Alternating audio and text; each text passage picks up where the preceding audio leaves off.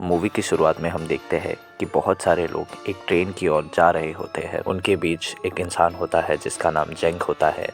वो अपनी बेटी और अपने छोटे से लड़के के साथ वहाँ आया होता है। पर जब सब ट्रेन में चढ़ रहे होते हैं तब कुछ गार्ड्स को एक दूसरी आती हुई ट्रेन नज़र आती है और वो उसे दूसरी पटरी पर ले जाकर रोक देते हैं। जब गार्ड्स उस ट्रेन को चेक करने जाते हैं तब वो एक कंपार्टमेंट खोलते हैं और उस कंपार्टमेंट में से कई सारे जिंदा चूहे और डेड बॉडीज बाहर आती है। जेंग ये सब देख रहा होता है और वो ये सब देख के थोड़ा डर जाता है। जब वो विंडो से बाहर देख रहा होता है तब एक इंसान के साथ उसका झगड़ा हो जाता है। जेंग उस इंसान को सॉरी बोल देता है, पर उसके बावजूद वो इंसान जेंग और उसकी बेटी को परेशान कर रहा होता है। तभी डूशान नाम का एक बंदा वहाँ आता है और उन दोनों को उस इंसान से बचाकर वहाँ से अपनी सीट की ओर ले जाता है। जब जेंग ट्रेन में घूम रहा होता है तब अचानक दूसरे पैसेंजर्स को ट्रेन की छत पर से कुछ आवाज़ें आने लगती है और हम देखते हैं कि बहुत सारे चूहे ट्रेन के ऊपर मंडरा रहे होते हैं, जो कि देखने में काफ़ी डरावना होता है। जेंग जब अगले कंपार्टमेंट में जाता है तो वो अपनी बेटी लिंग को देखता है, जो कई सालों पहले भाग गई थी। लिंग का पति एक मेजर है।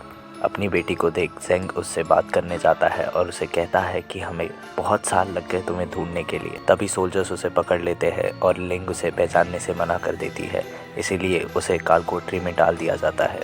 जिंग को एक जगह पर चेन्स के साथ बांध दिया जाता है और गार्ड्स उसे लिंग के साथ बदतमीजी करने के लिए सज़ा देने वाले होते हैं। तभी अचानक एक कोने में उन्हें एक इंसान की आवाज़ सुनाई देती है। एक गार्ड उसे चेक करने जाता है। जब गार्ड उसे घुमाता है तब देखता है कि रैट्स ने उसे बुरी तरह खा लिया है और तभी रैट्स उन पर हमला कर देती है। दूसरी तरफ जिंग के बेटे को एक अजीब सी आवाज़ सुनाई देने लगती है। जब वो उसे फॉलो करता है और एक कपड़े को हटाता है तो उसके नीचे से एक बिल्ली बाहर आती है। उसी के चलते एक दूसरे कंपार्टमेंट में एक औरत को छत पर से कुछ आवाज़ें सुनाई देती है और वो अपने हस्बैंड को उसे चेक करने बोलती है।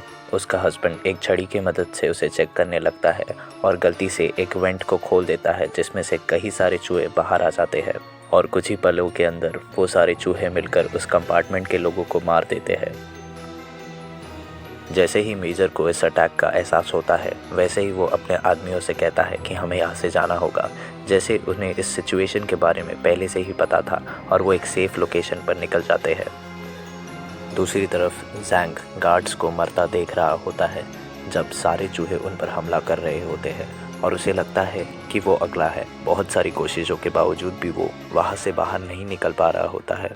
तभी वो देखता है कि रैट्स सनलाइट के अंदर आ नहीं पा रहे होते हैं, जिस चीज़ का वो फ़ायदा उठाता है और ख़ुद को वहाँ से आज़ाद कर बाहर आ जाता है और देखता है कि उस कंपार्टमेंट के सभी लोग मर चुके हैं और ज़मीन पर बहुत सारे चूहे रेंग रहे होते हैं। वो किसी तरह सीट्स पर चढ़कर उन चूहों के हमले से बचता है और दूसरे कंपार्टमेंट में पहुंच जाता है। वो इस कंपार्टमेंट के लोगों को दूसरे कंपार्टमेंट में हो रहे दर्दनाक मंजर के बारे में बताता है, पर लोग उस पर हंसते हैं और उसका मजाक उड़ाते हैं। इसलिए वो अपने फैमिली को लेकर दूसरे कंपार्टमेंट की ओर निकल जाता है। पर जैसे ही जेंग वहाँ से जाता है तो एक बहुत ही घायल इंसान वहाँ पर आ जाता है और गिर जाता है, जिसके बाद जब लोग उसे चेक करते हैं तब उसके अंदर से एक चूहा निकल आता है, जिससे लोग डर जाते हैं और देखते ही देखते बहुत सारी चूहों की आर्मी उन पर हमला कर देती है। जेंग हो सके उतने लोगों को लेकर दूसरे कंपार्टमेंट की ओर बढ़ता है, पर चूहों का हमला बढ़ता देख उसे कंपार्टमेंट का दरवाज़ा बंद करना पड़ता है। दूसरी तरफ ऑफिसर्स भी कंपार्टमेंट का दरवाज़ा बंद कर देते हैं, जिस पे लिंग कहती है कि उसकी फैमिली पीछे छूट गई, बट मेजर उसकी बातों पर अब ध्यान नहीं देता। दूसरी तरफ जेंग, उसकी फैमिली, डूशान और एक आदमी एक कंपार्टमेंट में फंस चुके होते हैं। वो देखते हैं कि कई सारे चूहे मिलकर दूसरे कंपार्टमेंट का दरवाज़ा तोड़ने की कोशिश कर रहे होते हैं, पर तभी अचानक डूशान को सीलिंग से निकलने का एक रास्ता मिलता है और इसी के साथ वो जिंग और उसकी फैमिली को ऊपर खींच लेता है। पर आखिर के आदमी को ऊपर खींचने से पहले चूहे उन पर हमला कर देते हैं, जिसकी वजह से उस आदमी की मौत हो जाती है। दूसरी तरफ चूहों के बढ़ते हमले को देख कैप्टन डिसाइड करता है कि उन्हें उस डब्बे को बाकी के डब्बों से अलग करना होगा। लिंग इस प्लान के अगेंस्ट रहती है, बट इसके बावजूद उसका पति जो मेजर होता है वो उस डब्बे को दूसरे डब्बों से अलग कर देता है। लकीली जेंग और उसके साथी छत पर पहुंच चुके होते हैं। डूशान और वे एक तरफ पहुंच जाते हैं और जेंग अपने बेटे को लेकर कूदने ही वाला होता है।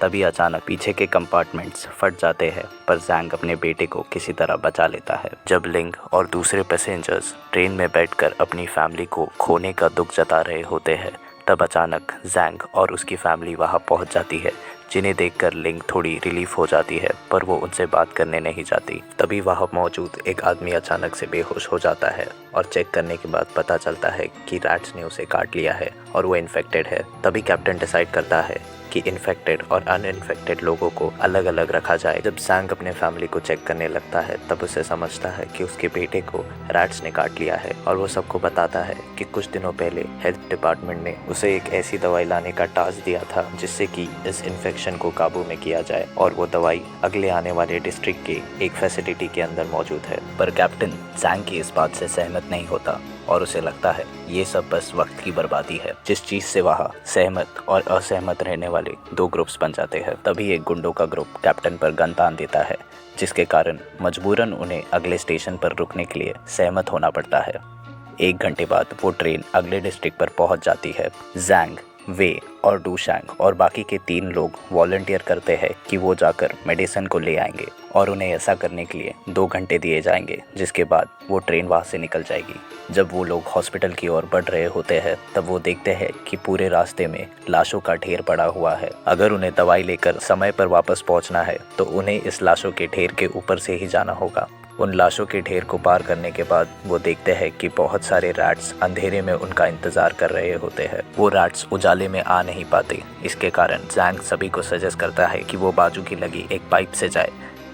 तभी उनमें से एक आदमी नीचे गिर जाता है और सभी रैट्स मिलकर बहुत ही दर्दनाक तरीके से उसे खा लेते हैं। तभी उस गांव में से एक आदमी उस ट्रेन पर आ जाता है और सभी को बताता है कि वो रैट्स दिन के जगह रात में बहुत ही ज़्यादा ताकतवर और सक्रिय हो जाते हैं, जिसके बाद सब चाहते हैं कि वो वहाँ से जल्द निकल जाए। अचानक से उस सिटी के अंदर बादल आ जाते हैं और अंधेरा छा जाता है, जिसकी वजह से सारे रैट्स उन पर हमला करने लग जाते हैं। इस हमले के कारण और एक इंसान की जान चली जाती है, पर किसी तरह वो लोग उस हॉस्पिटल के अंदर पहुंच जाते हैं, जिसके कारण डूशांग के पैर में चोट लग जाती है। अंदर पहुंचने के बाद एक इंसान उन पर हमला कर देता है, पर जैंग उसे रोक देता है और कहता है कि यहाँ वो लोग मेडिसिन लेने के लिए आए हैं, जिस पर वो शांत हो जाता है। वो इस जगह का केयरटेकर होता है और सभी को लेकर वेयरहाउस में चले जाता है, जहाँ वो देखते हैं कि बहुत सारे रैट्स अपने अगले शिकार का इंतजार कर रहे होते हैं और जैंग आग का इस्तेमाल करके उन्हें दूर भगाता है। दूसरी तरफ बाकी के पैसेंजर्स सोचते हैं कि जो टीम दवाई लेने गई है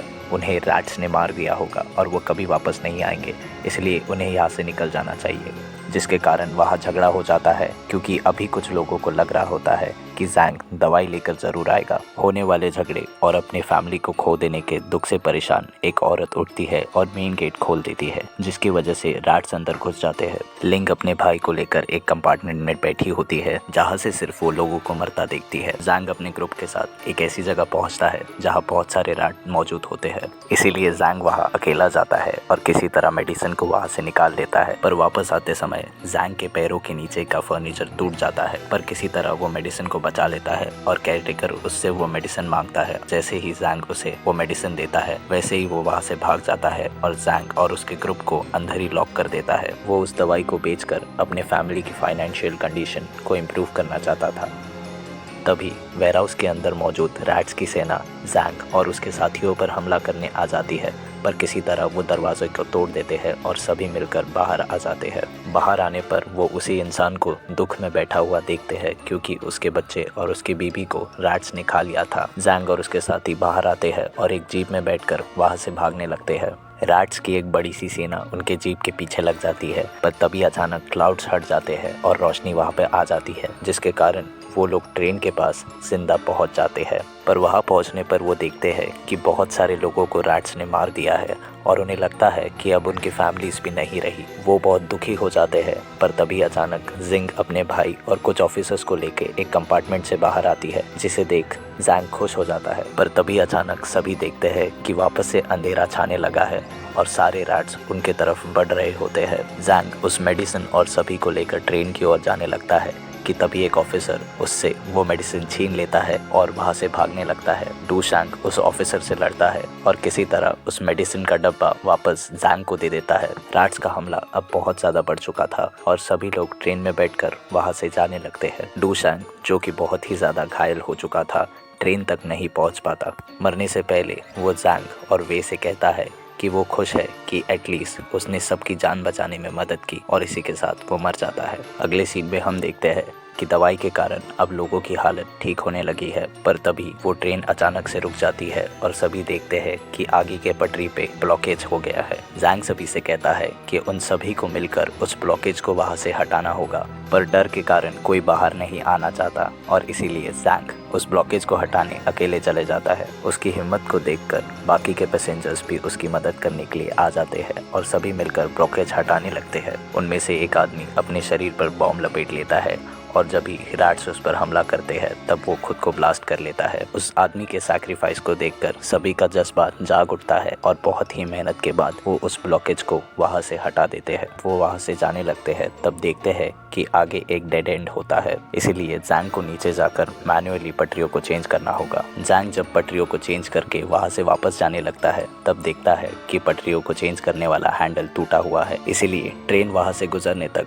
जैंग उस हैंडल को पकड़कर वही खड़ा रहता है और ट्रेन वहाँ से गुजरती है। अपना काम खत्म करके जैंग उस ट्रेन पर वापस चढ़ने वाला होता है कि तब एक रैट्स का झुंड उसके पीछे पड़ जाता है। वो ट्रेन में चढ़ने ही वाला होता है कि तब अचानक से उसका पैर फिसल जाता है। अब रैट्स जैंग के बहुत ही ज़्यादा पास आ गए होते हैं। मूवी के आखिर के सीन में हम देखते हैं कि वे और लिंग अपने पिता की ओर देखकर रो रहे होते हैं। देखते ही देखते बहुत सारे रैट्स वहाँ आ जाते हैं और जैंग को मार देते हैं, पर वो खुश रहता है कि अब एंटीडोट मिलने के कारण बहुत से लोगों की जान बच जाएगी। अगर आपको ये वीडियो पसंद आई तो इसे लाइक कर दीजिए और मिलते हैं अगले वीडियो में।